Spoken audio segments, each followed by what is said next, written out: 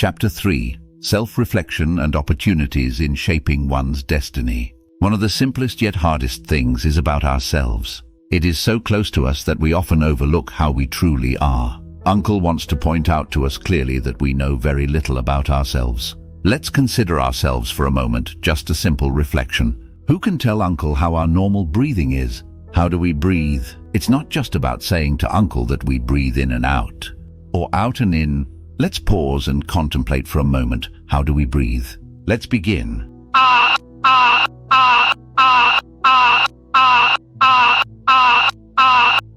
Who can answer how we breathe normally? Let's try again if you still can't answer.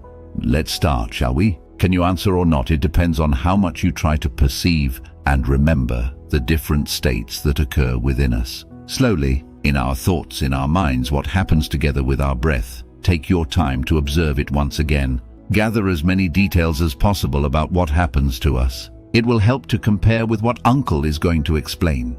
Take your time to consider. Let's begin. Try to consider it until you start to see it. How many minutes will it be? If someone remembers what happened to us, try to consider the following story in relation to the previous discussion about our own breathing. It's strange that we usually don't know how we breathe, because we don't pay attention or observe it. As soon as we start to observe, our thoughts immediately influence our breathing. The breath we observe is not our normal breath that naturally occurs within us. That is the breath controlled by our thoughts. The breath that we use our thoughts to control it.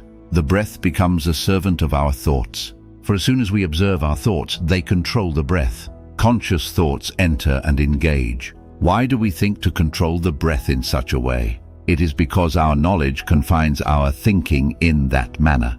The knowledge in this context, Uncle means it as everything you perceive, information, learning, experiences related to the subject you are contemplating. In this case, it means thinking in order to control the breath. Knowledge controls thoughts and then controls us when we are conscious. And when we are unconscious, who controls us? Now try considering the breath again and exerting control to stop the thought that commands your breath to let it breathe naturally as it is. But don't let go of observing your own breath. Start again, try again. How is it? It's strange that we can't stop thinking. Our very own thoughts have not been fully controlled. Anyone who still thinks they can control the thoughts of others should probably stop. We are indeed like that, becoming enslaved to the things we take in and then processing them into our own knowledge. For example, words like values, attitudes, and anything else that influences our thoughts. A person with some level of consciousness will filter the various information that enters and becomes our knowledge. On the other hand, someone who lacks it will have everything mixed together without knowing much. And then it will determine our destiny because the knowledge we have determines our thoughts. This Uncle called life being used by knowledge. For example, when considering someone's breath, when we consider ourselves, we take a long, deep breath. Our thoughts direct us to take a long, deep breath. To take a long, deep breath because we know it's good, so breathe like that. Some people don't know why their thoughts command them to breathe in such a way, because we don't know what we know, so we have to think about breathing like that. Some people's thoughts that force their breaths are scattered. No knowledge is a framework for thinking at all. Even though we have consciousness, we still don't really know whether the knowledge and thoughts we possess determine our life's destiny we have. Is it good to determine our destiny when we are conscious? Consideration. A framework of knowledge that should be, or what Uncle refers to as the framework of wisdom or the framework of thoughts. Uncle will explain the next day today. Now, the topic that Uncle wants us to consider is how we work and how we can understand ourselves to the fullest. Like the breath that we consider, we are just like that. When we have consciousness, we are under the influence of thoughts, enslaved by them. Thoughts are slaves to knowledge, which we don't yet know whether it should be that way. But we also don't know what we truly are. The next question, what about the times in our lives? Most of us, are we conscious enough to know how we think, how we force ourselves? When we are conscious with the times when we are unconscious, which time is more? Just by contemplating our breath, we realize how little we truly know ourselves as human beings. Life drifts aimlessly, devoid of purpose, much like scattered debris in the vastness of space. With consciousness comes knowledge, and with knowledge comes thoughts that govern us. We are influenced by the power of knowledge.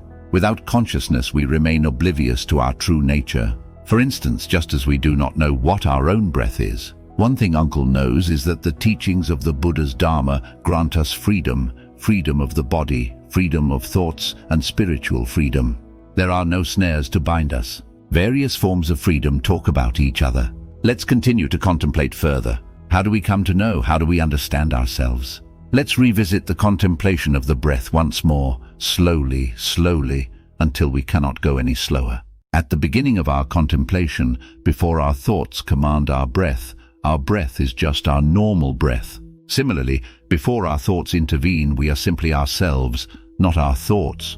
Wherever our mind moves, our awareness follows. And we feel without needing to think. That is our original self. What do we feel? It's like the initial moment when we begin to contemplate our breath. Even though we have consciousness, we still don't really know whether the knowledge and thoughts we possess determine our life's destiny we have. Is it good to determine our destiny when we are conscious? Consideration, a framework of knowledge that should be, or what Uncle refers to as the framework of wisdom or the framework of thoughts. Uncle will explain the next day today now. The topic that Uncle wants us to consider is how we work and how we can understand ourselves to the fullest. Like the breath that we consider. What do we feel? It's like that initial moment when we begin to contemplate our breath. Let's take a slow and deliberate approach until we encounter the state where the breath passes through the nostrils before we even realize that our thoughts are directing our breath. If we continue to observe and contemplate, we will discover that there are moments when something affects us without us being aware of it. Our brain starts functioning, thoughts emerge, and we experience what Uncle refers to as rusuk or sing the rusuk. The Uncle had to use transliterated words as Thai terms rusuk or sing the rusuk as substitutes. It will help us understand the nuances and depth of the original Thai text. The reason for using these Thai terms is that language is merely a symbol, and the symbols I use, even in Thai itself, which is the main language of the Uncle in general, cannot capture the same level of detail. By selecting key words and using them as substitutes, it will make it easier to understand the knowledge I have written in the book, allowing for a deeper understanding. The phrases rusuk or sing the rusuk are very important terms in starting to study, contemplate oneself, and investigate whether the knowledge I am conveying is true. The term rusuk, which is close to the English phrase just feeling, and sing the rusuk, which is similar to the phrase something we just feel, convey a similar meaning. When using transliteration, we will observe more thoroughly, and one day we will be able to separate the information that occurs in our system as something that we just feel or feel. This Uncle does not include feelings, emotions, or mood at all.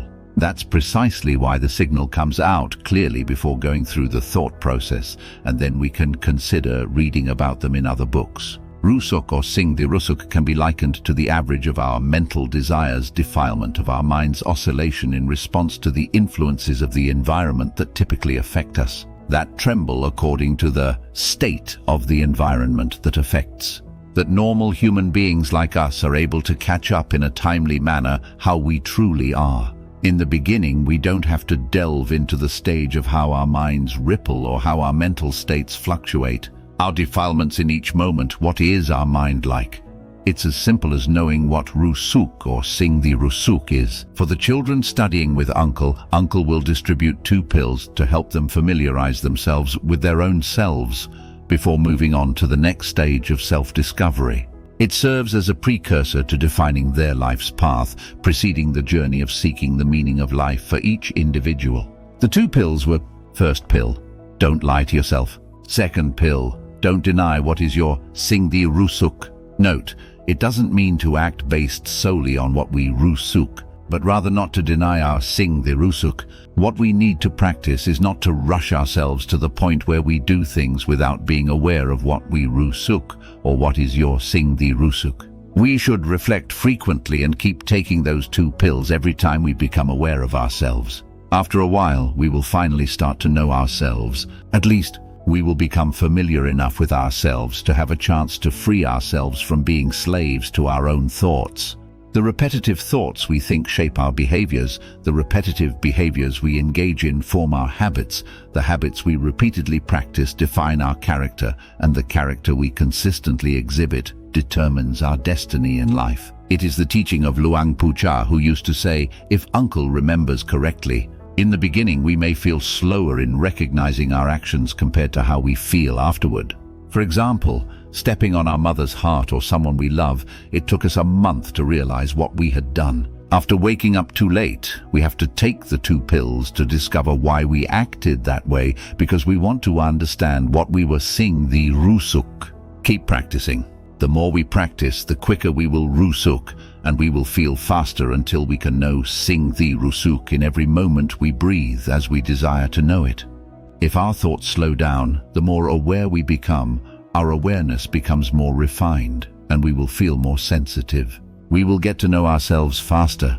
When we become the master of our thoughts and don't let thoughts control us, it signifies that we are starting to have a role in determining the causes of our life's destiny. Uncle will discuss this further on another occasion. I wish that our thoughts are slow enough for everyone to understand own heart. With good intentions towards all of us, Uncle May JD.